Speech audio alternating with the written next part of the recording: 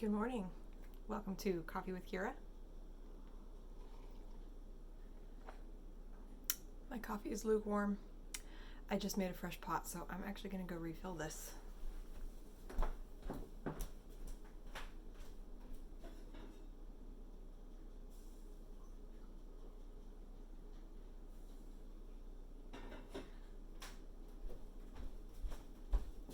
Okay. Fresh coffee. Fresh-ish.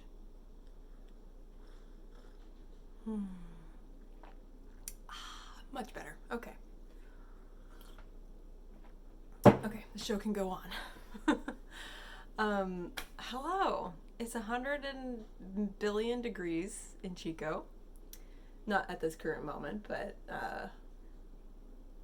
summer is officially here. I'm not stoked about it. In protest, I'm wearing a mohair wool sweater. It is cropped and short-sleeved, and I'm not planning on leaving the house, but yeah. I actually don't get to wear this shirt very often. Here. It is very cropped. Very cropped. It's like right at my natural waist and short sleeve. I forget what it's called. I forget who it's by. I can picture her. Anyway, it doesn't matter. I love it. It's super cute, and the mohair is kind of annoying. That's one reason I don't wear it too much. I'm not a huge fan of mohair, but I love it, and it's pink, which this looks terrible right now, but I'll put a picture in the newsletter. I just got a pink tiger with a dagger tattoo. Come here, William Blake. Hey, come here. You want to join us? From my sister-in-law, baby ghoul tattoo.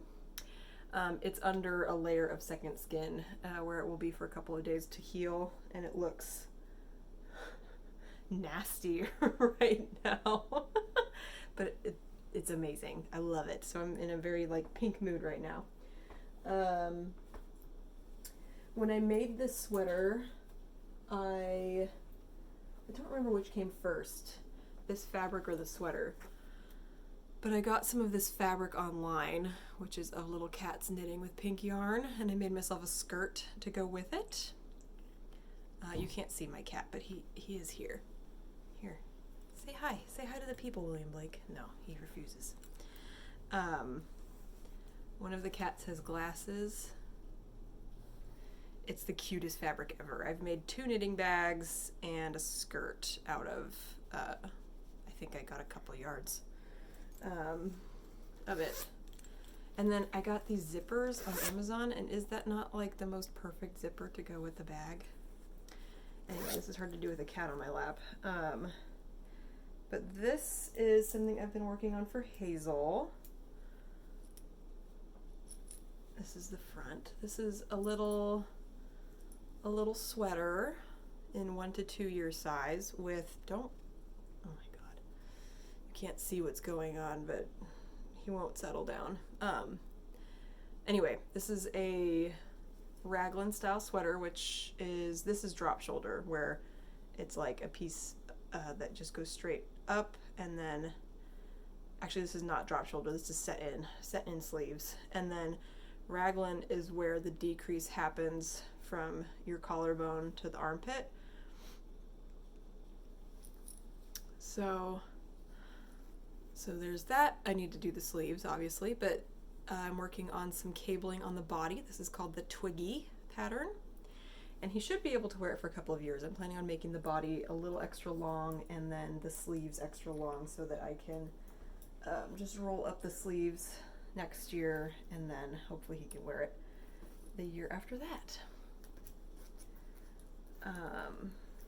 He's outgrown most of his sweaters that I've made him already. Just so sad, but babies grow so fast, especially in that first year. He turned 7 months this week, my little boy. And then this is a project, switching gears, this is a project that I just started called, I think it's just called the Scrappy Sweater. This is a sleeve. So let me use my non-injured arm. It's It's a very puffy sleeve sweater using scrap yarn. It calls for DK weight, but I'm using worsted and DK. The pattern was written by someone who it was like her first pattern, and she just wanted to share what she did. So it's not super beginner friendly, but if you have experience with sweaters, it's got a good framework just to get you started. It's also only one size. It's her size. So I'm just planning on adapting as I go, but I'm happy with the measurements so far. And then, yeah, it's going to be a lot of green and yellow and blue, and then this pop of pink. So that just happens to be what I have a lot of leftover yarn of. Ow! God. Stupid cat. Jumps off me and scratches me on the way.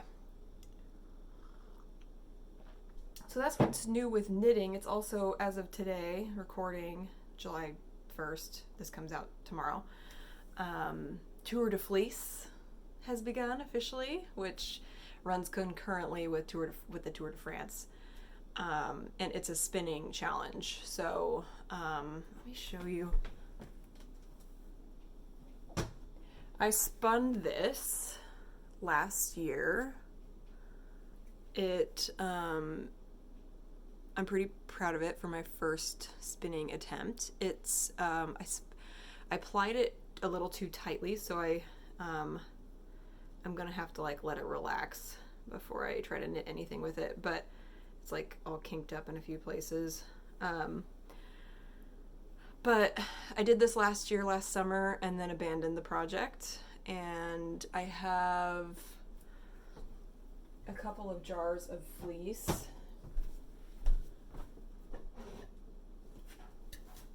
This is the same fleece, and then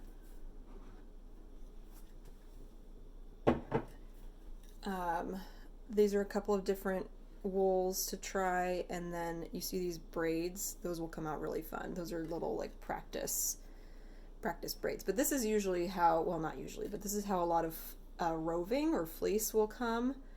I think it's called roving.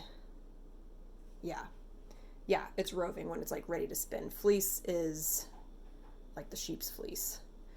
And I've got some like rainbow stuff in there. Anyway, so the goal is, for me, for Tour de Fleece, the challenge is always like, how many yards do you want to spin? And I'm such a beginner spinner. I just want to get back into it, and I would love to spin everything that I have, or at least get that big blue jar done.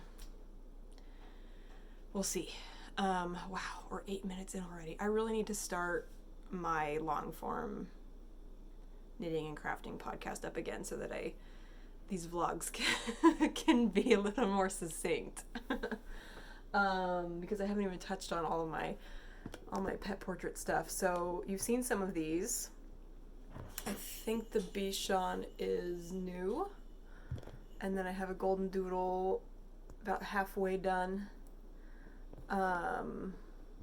So the dog portraits are underway. I'm going to be doing some caricatures coming up, dog caricatures specifically, at Trailblazer Pet Supplies Dog Social on the 11th. That's at Merriam Park if you're in the Chico area and have a dog or like dogs. And